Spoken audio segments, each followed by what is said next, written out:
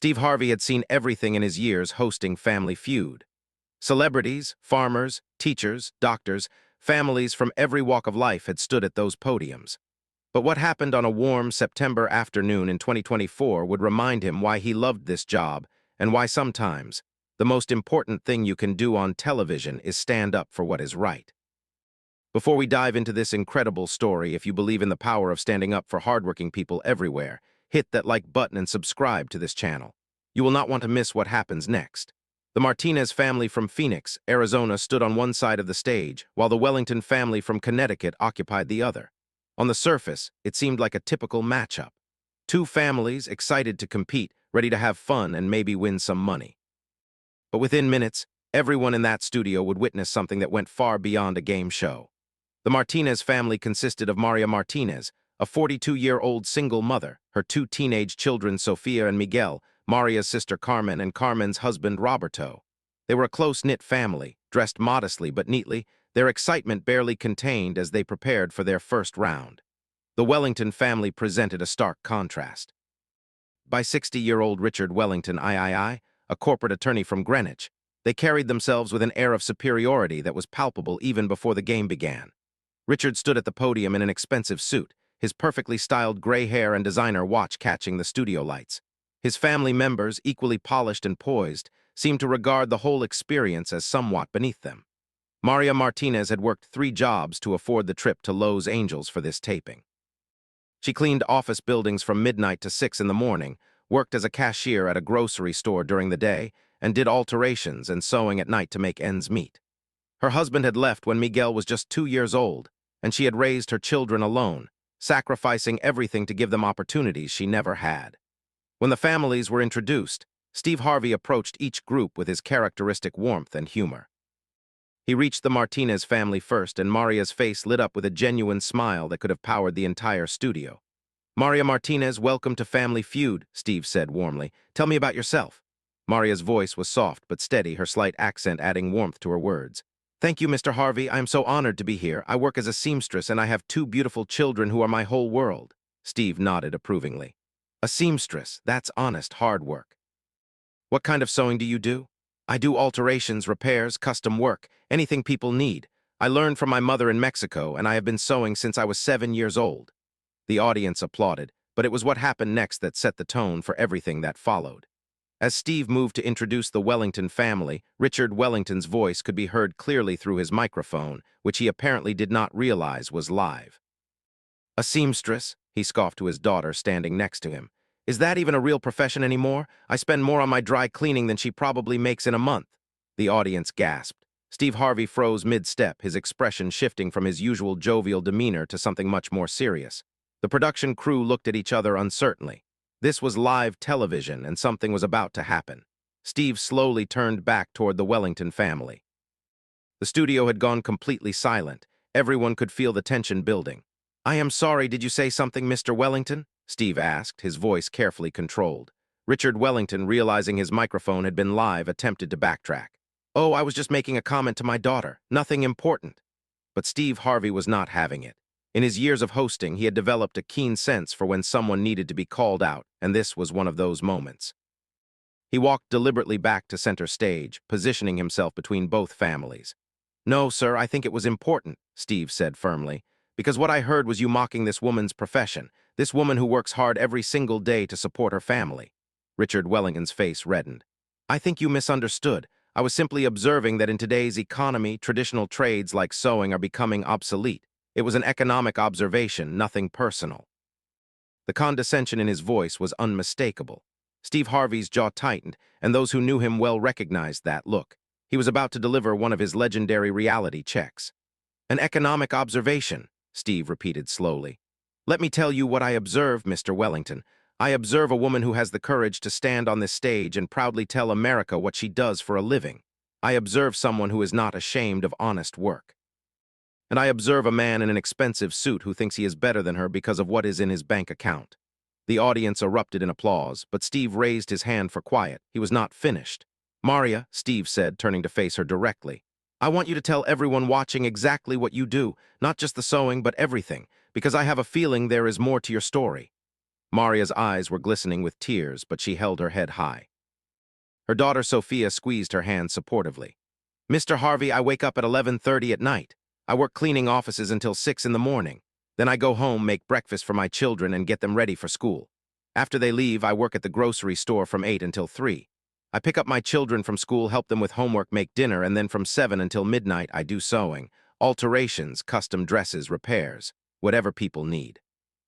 The audience was completely silent now, hanging on every word. I do this because my children deserve a good education. My daughter Sophia, she wants to be a doctor. My son Miguel, he wants to be an engineer. I will work every job I need to work to make sure they have opportunities I never had when I came to this country. Tears were streaming down Maria's face now, but her voice never wavered. Steve Harvey's own eyes were moist as he listened. When people bring me their clothes to fix, they are not just giving me work. They are giving me the chance to keep my family together. They are giving me dignity. Every stitch I sew with pride because I know it means my children will have food, will have a home, will have a future. The camera panned to the audience where people were openly crying. Even some of the crew members were wiping their eyes. Steve turned back to Richard Wellington, and his voice was like steel. You think sewing is not a real profession, Mr. Wellington? Let me educate you about something. This woman works more hours in a day than most people work in a week. She does it without complaint, without looking down on anyone, without thinking she is better than anybody else. That, sir, is what character looks like. Richard Wellington tried to maintain his composure, but he was clearly uncomfortable under Steve's withering gaze and the silent judgment of the entire studio audience. I apologize if I offended anyone, he said stiffly. It was not my intention. But Steve was not done. Over his years in entertainment, from stand-up comedy to radio to television, he had seen every kind of person. He had been poor himself, had worked menial jobs, had been looked down upon by people who thought they were better than him. And he recognized in Maria Martinez the same dignity and strength that had carried him through his own struggles.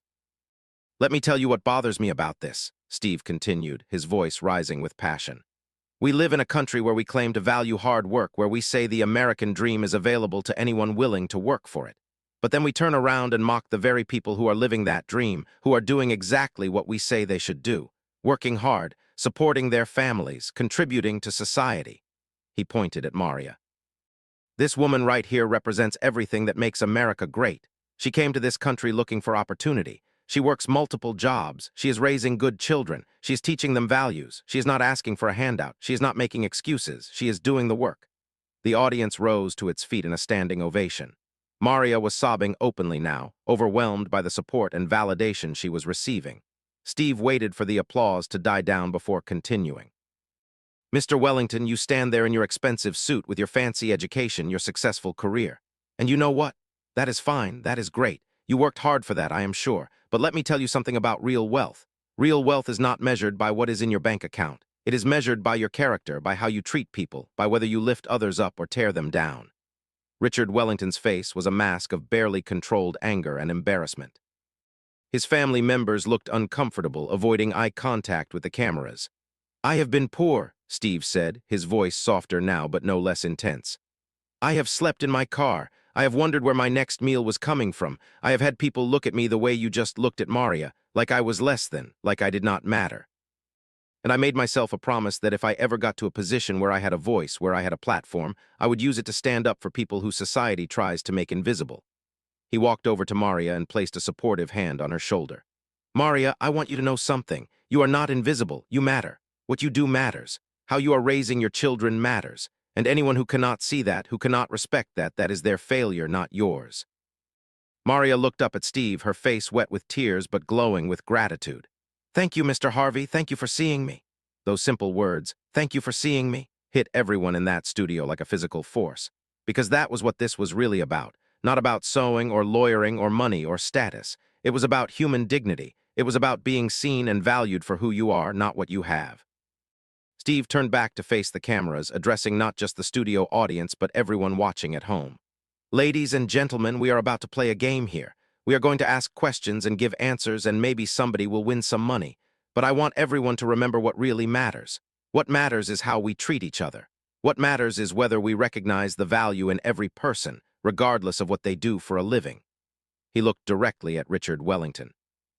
Mr. Wellington, you and I are going to play this game, and you might win. You might have all the right answers, but I want you to understand something.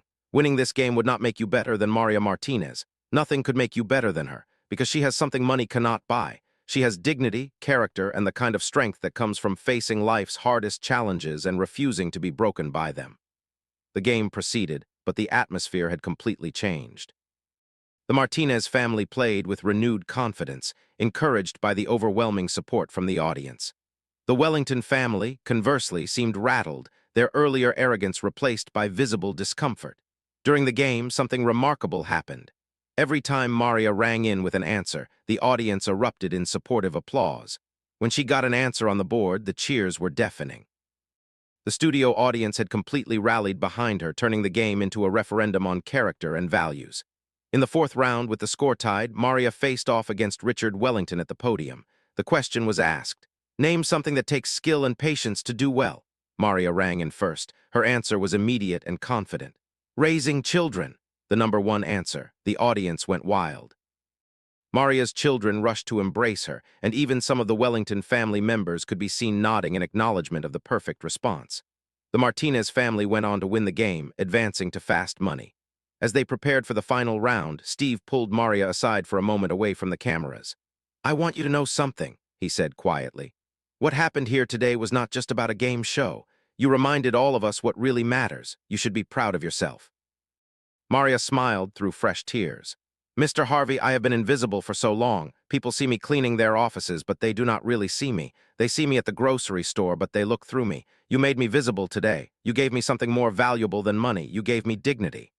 "No, ma'am," Steve corrected gently. "You already had dignity. I just made sure everyone else could see it." The Martinez family's fast money round was solid, and they won the $20,000. But more important than the money was what happened after the cameras stopped rolling. Steve Harvey approached Richard Wellington directly. The conversation was private, but those nearby reported that Steve spoke firmly but not unkindly, explaining why his earlier comments had been so harmful and why it was important to treat everyone with respect, regardless of their occupation or economic status. To his credit, Richard Wellington appeared to genuinely absorb the message. He approached Maria before leaving the studio and offered a sincere apology, acknowledging that his comments had been inappropriate and disrespectful. Maria, with characteristic grace, accepted his apology. But the story did not end there. When the episode aired 3 weeks later, the response was unprecedented. The clip of Steve defending Maria went viral immediately, garnering millions of views within hours. Comments poured in from people around the world, many sharing their own experiences of being looked down upon for their work. The hashtag #StandWithMaria began trending on social media. People shared photos of themselves in their work uniforms, whether they were janitors, fast food workers, home health aides, or any other job that society often undervalued. Each post was a declaration of dignity, a refusal to be made invisible. Major news outlets picked up the story, interviewing sociologists and labor experts about the dignity of work and the importance of respecting all professions. Op-eds were written about income inequality, class prejudice, and the need for society to value people for their character rather than their bank accounts. Maria's life changed in ways she could never have imagined. Her story resonated so deeply with people that she received hundreds of requests for her sewing services. A group of business leaders in Phoenix, moved by her work ethic and story, helped her open her own alteration shop. A local community college offered her children full scholarships, but perhaps the most touching response came from an unexpected source. Richard Wellington III, the lawyer who had mocked Maria's profession, reached out to her family through the show's producers. He had been profoundly affected by the experience and Steve's words. He offered to pay for Sophia's medical school education when the time came, no strings attached. When asked why by reporters, Wellington said simply, "Steve Harvey taught me a lesson I should have learned long ago. Real character is shown in how we treat people who cannot do anything for us. I was wrong and I want to make it right." 6 months after the episode aired, Family Feud did a follow-up segment. Maria appeared via video from her new shop, surrounded by her children and sister. The walls were decorated with photos and supportive messages from people around the world. Her business was thriving, and she had been able to cut back on her other jobs to focus on sewing and spending time with her family. "Mr. Harvey," Maria said during the segment, "you asked me that day what I did for a living. I said I was a seamstress, but you taught me that I am so much more than my job. I am a mother. I am a fighter. I am a person with value and dignity. You gave me my voice, and I will never forget that." Steve, visibly moved, responded from the studio. Maria, you always had that voice. All I did was turn up the volume so everyone could hear it. You are a reminder to all of us that the most important thing we can do is see each other, truly see each other, and treat everyone with the respect they deserve. The impact of that single episode rippled outward in ways no one could have predicted. Employers around the country reported increased efforts to show appreciation for their workers in all positions. Schools incorporated the story into lessons about respect and dignity. Churches and community groups used it as a starting point for discussions about class, work, and value. The Family Feud producers noted something remarkable. In the months following the episode, they received thousands of applications from working-class families who had never considered themselves game show material. These families wanted to share their stories, to be seen and valued for who they were and what they did. 1 year after the episode aired, Maria was invited to speak at a national conference on labor rights and worker dignity. Standing before an audience of hundreds, this woman who had once felt invisible shared her story and its message. "For years, I was ashamed when people asked what I did for a living," she told the crowd. "I would say I was a seamstress, and I would see their eyes glaze over, see them dismissing me as unimportant.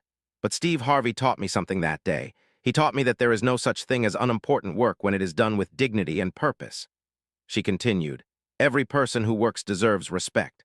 The person who cleans your office, who serves your food, who fixes your clothes, who picks up your garbage. These are not lesser people doing lesser work. These are our neighbors, our community members, our fellow human beings, and they deserve to be seen." The speech received a standing ovation and was shared widely online, inspiring another wave of conversation about work, dignity, and respect. As for Steve Harvey, the experience reinforced his commitment to using his platform for good. In interviews, he frequently referenced that day and what he learned from it. "I have been blessed with success and a platform," he said in one interview. "But none of that matters if I do not use it to stand up for people who need standing up for." Maria Martinez did not need me to save her. She was already saving herself every single day through her work and her dedication to her family. What she needed was for someone to see that, to acknowledge that, to make sure the world recognized her value. That is what I will always try to do. 3 years later, Sofia Martinez was accepted to medical school on a full scholarship. Her admission essay focused on how her mother's work ethic and Steve Harvey's defense of her dignity had shaped her understanding of what it means to serve others. Miguel was accepted to engineering school with similar support. Maria's alteration shop had become a gathering place in her Phoenix neighborhood, a spot where people from all backgrounds could come not just for quality sewing work, but for the sense of community and acceptance that Maria fostered there. She had hired other single mothers, providing them with flexible schedules and fair pay, creating a small business model based on dignity and respect. Richard Wellington III remained in contact with the family, his transformation from the man who had mocked Maria's profession to someone who genuinely understood the value of all work and all people becoming a key part of his own story. He began volunteering with organizations that helped working-class families, using his legal expertise to assist with issues like wage theft and workplace discrimination. The episode remains one of the most watched and most discussed in Family Feud history. It is studied in communications courses as an example of how television can be a force for social good. It is referenced in sermons and speeches about dignity and respect, and it continues to inspire people to examine their own prejudices and to treat all people with the honor they deserve. As this story closes, it is worth reflecting on the simple truth at its heart. Every person has value. Every job done honestly deserves respect. And sometimes the most powerful thing we can do is to truly see another person and acknowledge their worth. If this story moved you, if you believe in treating every person with dignity and respect regardless of their job or income, hit that like button and subscribe. Share this story with someone who needs to hear it, because the message Maria Martinez and Steve Harvey shared that day is one our world desperately needs to remember. We are all human, we all have value, and we all deserve to be seen. Maria Martinez went on that show hoping to win some money for her family. What she won instead was something far more valuable. She won validation, respect, and the knowledge that her work and her life mattered. She won the right to be seen, and in doing so, she helped all of us see each other a little more clearly.